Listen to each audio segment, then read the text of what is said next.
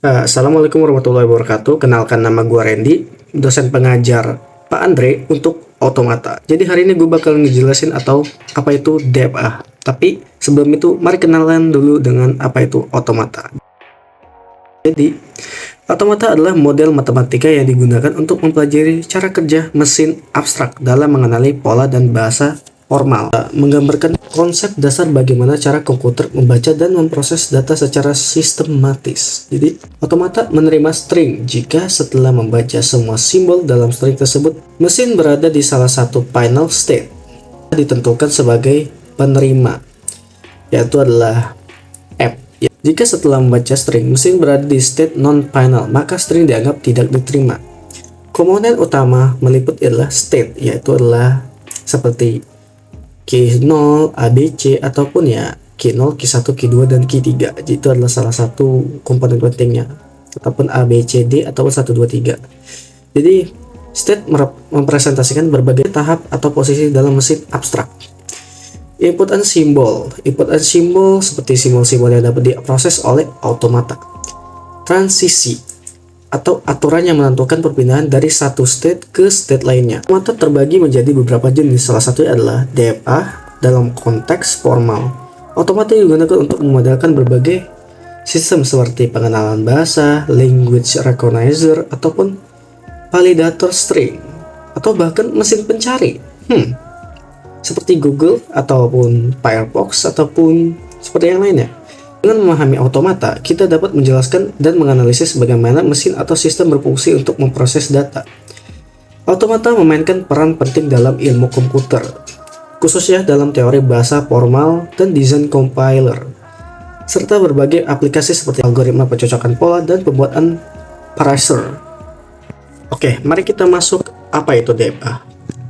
Jadi DFA adalah Deterministic Final Automation. Adalah salah satu model dalam teori Automata yang dirancang untuk mengenali pola atau bahasa tertentu. Jadi dalam Automata memiliki banyak sekali model untuk mengenali suatu pola, mengenali mesin abstrak. Jadi bukan hanya DFA, ada mungkin FA dan ya yang lainnya gitu. DFA bekerja dengan membaca rangkaian simbol atau string secara berurutan dan menentukan apakah string tersebut diterima berdasarkan aturan yang telah ditentukan. Ciri-ciri utama DFA adalah himpunan state-nya adalah Q, merupakan kumpulan yang dimiliki oleh DFA, termasuk satu state awal adalah Q0. Jadi untuk memulai DFA kita memerlukan Q0 atau state awal dan beberapa state final atau F, yaitu adalah final state. State awal adalah titik awal DFA memulai prosesnya, sedangkan state final menentukan apakah string diterima atau tidak.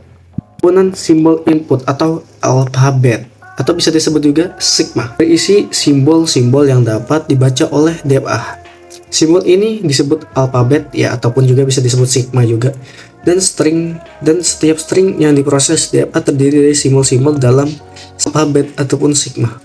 Fungsi transisi merupakan aturan yang mengatur perpindahan DFA dari satu state ke state lainnya. Berdasarkan simbol yang dibaca, fungsi ini bersifat deterministik, artinya untuk setiap kombinasi state dan simbol input hanya ada satu state tujuan yang pasti. DFA bersifat deterministik, tidak ada ambiguitas dalam transisi.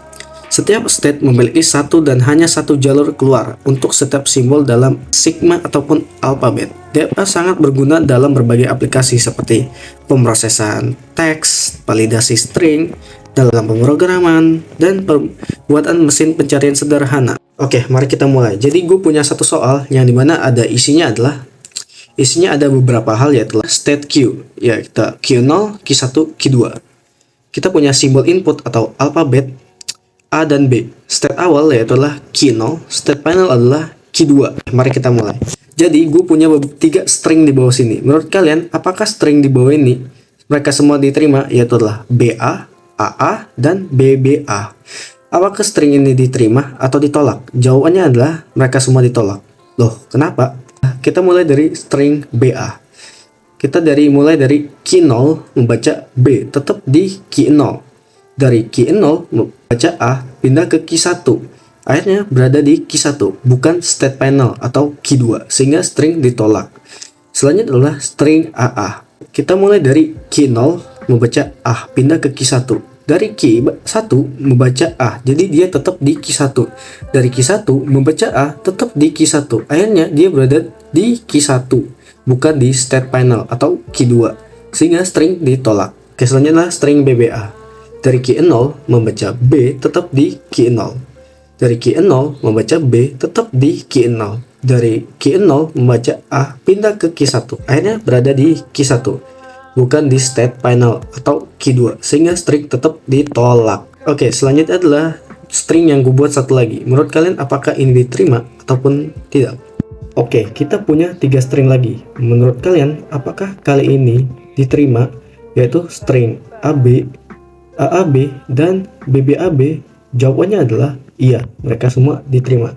Alasannya kenapa? Mari kita mulai dari AB. Dari Q0 membaca A pindah ke Q1. Dari Q1 membaca B pindah ke Q2. Akhirnya berada di Q2 atau state final, sehingga string diterima. Oke, selanjutnya AAB.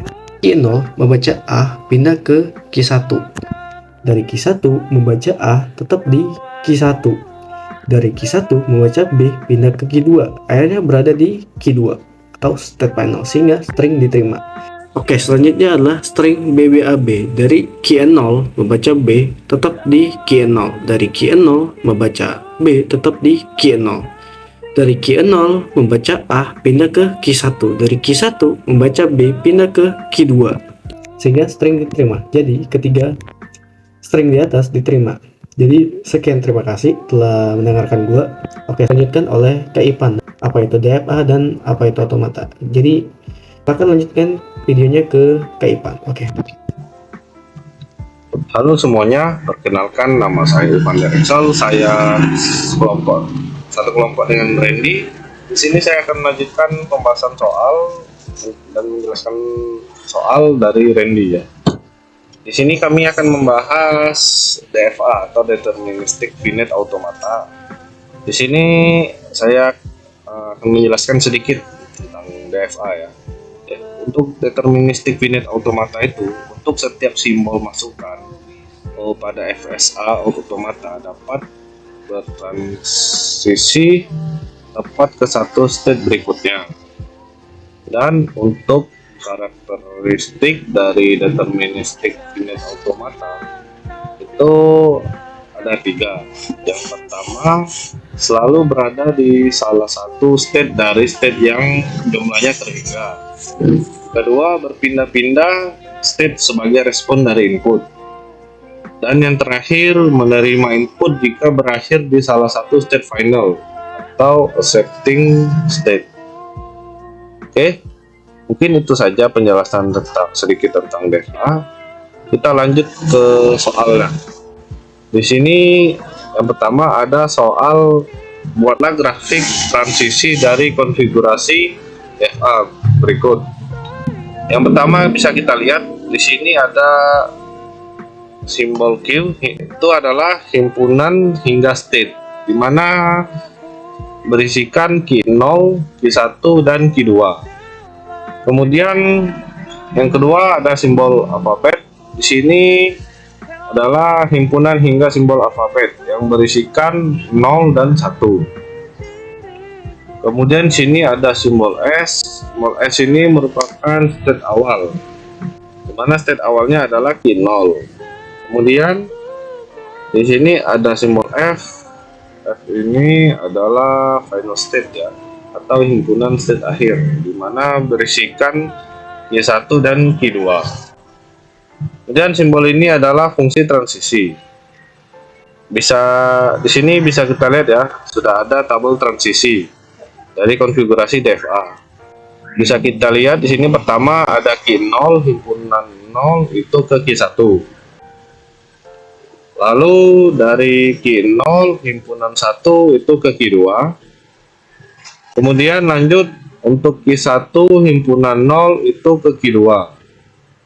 Dan Q1 himpunan 1 itu kembali ke Q1.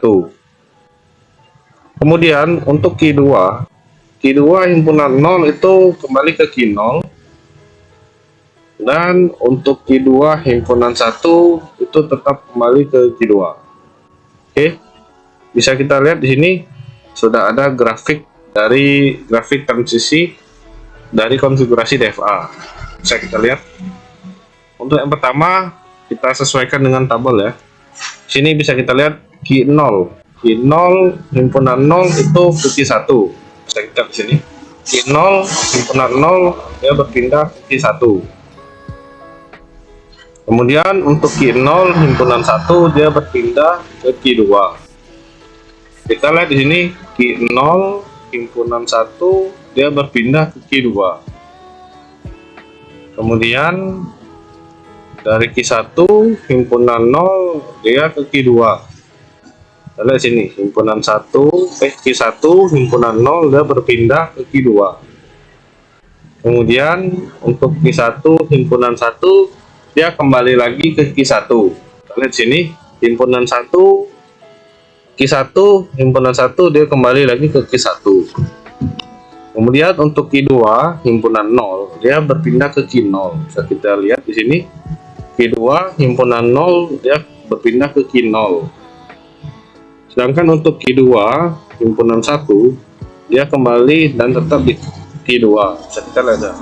Key 2 himpunan 1 dia kembali ke key 2. Oke. Di sini bisa kita lihat key 0 ini adalah state awal di sini ya. Dan key 1 dan key 2 ini adalah final state, di mana simbol F ini berisi key 1 dan key 2. Untuk final state itu lingkarannya tuh ada double-nya gini. Ya, ini menandakan kalau ini adalah final state ya, seperti key 1 dan key 2 ini. Teman-teman lihat ya. Oke. Mungkin ini saja penjelasan saya tentang soal nomor 1. Kemudian kita lanjut ke nomor 2. Di nomor 2 ini ada soal buatlah tabel transisi dari grafik berikut. Bisa kita lihat grafik ini ya, teman-teman. Oke.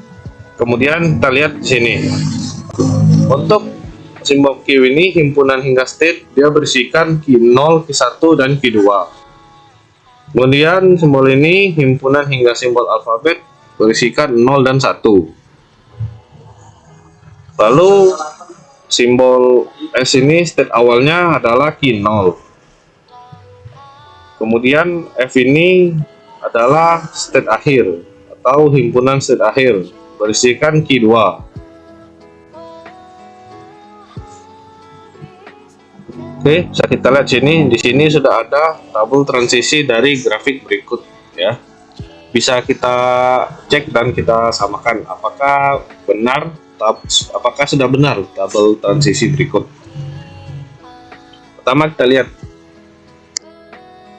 key 0 himpunan 0 itu kembali ke key 0. Key 0 himpunan 0 kembali ke key 0. Sudah benar. Kemudian key 0 himpunan 1 dia berpindah ke key 1. Kita lihat di sini. Key 0 himpunan 1 dia berpindah ke key 1. Sudah benar ya. Kemudian key 1 himpunan 0 dia kembali ke key 1.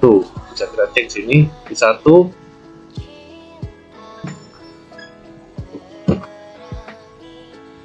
ya, kita lihat key 1 himpunan 0 dia kembali ke key 1 ya. Sudah sesuai dengan tabel ya.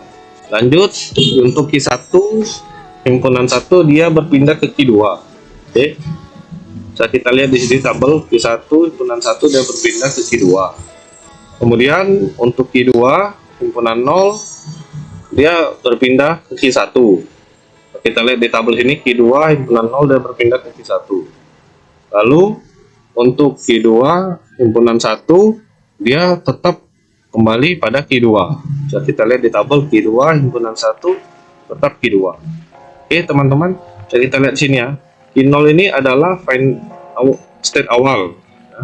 Sedangkan key 2 ini adalah final state-nya. Oke. Bisa kita lihat tabel transisi dari grafik tersebut sudah sesuai dengan grafik dan benar ya. Oke. Mungkin ini saja teman-teman penjelasan saya mengenai soal pertama dan kedua tentang DFA, Deterministic Finite Automata. Saya mohon maaf apabila ada kesalahan atau kekurangan dalam penjelasan. saya ucapkan terima kasih.